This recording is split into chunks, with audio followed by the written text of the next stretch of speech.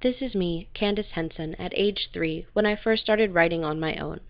My literacy history began with my mom and 2 sisters, who taught me to read and write. More importantly, though, they taught me how to imagine. Literacy for me has always involved family, and especially family in the kitchen, where I sat for hours each week as my mom, grandma, and together engaged me with recipes and family folklore.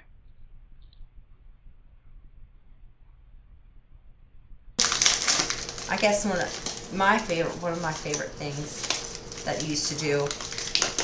I had a lot of, you have 4 siblings, so there's always lots of laundry and housework to be done. So I had to pacify you with something while I did work. And the thing that you loved more than anything, of course, were your Mickey Mouse books. So you were always reading your books. I could put you in your playpen or your crib bed, and you loved that. And you'd fall asleep reading your books. Does that look like a half to you? Yeah. Because our half cup broke.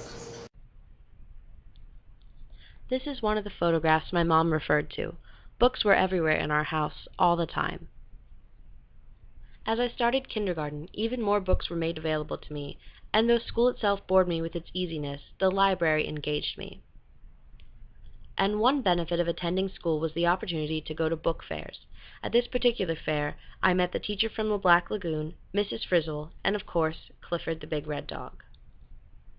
Libraries were my favorite hangouts as a child, until I enough to make me and amass my own personal library. This is my library today at my home in York. Though I love books dearly, my literacy history is not based solely on literature. My mom stressed the importance of living literacy, including frequent trips to museums, zoos, aquariums, and parks. The Smithsonian Art Museum was a particular favorite of mine, although I equally appreciated Ripley's Believe It or Not Museum, especially because of the Shrunken Head exhibit. Again, I must stress the impact that my sisters had on my literacy. They raised me with a love of literature and science fiction, and through them I learned to create fantasy. Part of my fantasy influence is, of course, the Harry Potter book series.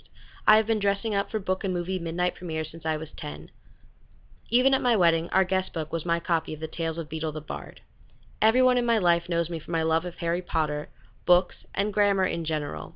Here is a look at the best man's speech from my wedding, in which he details this knowledge.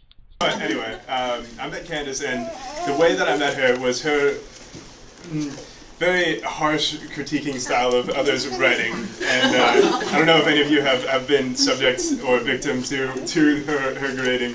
Yep. I see the hands raised, the faces of shame pop up.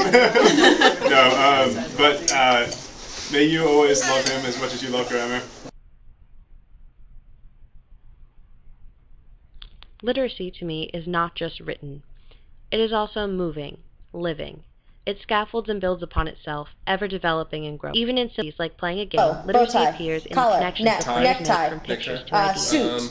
3-piece suit. The suit up. Suit Sleeve. Suit. One word or two? Box. Suit color. Suit pocket square. Suit.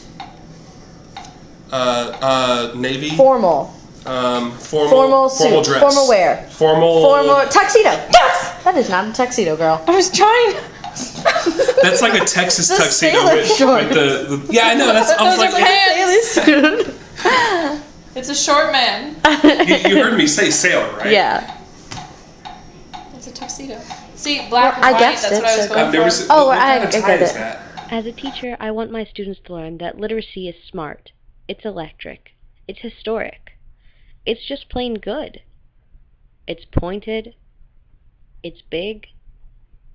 It can be sharp or beautiful. It's always magical. And it's human. And it's noisy. And definitely musical. And glamorous. But mostly it's living. In everyone, all the time.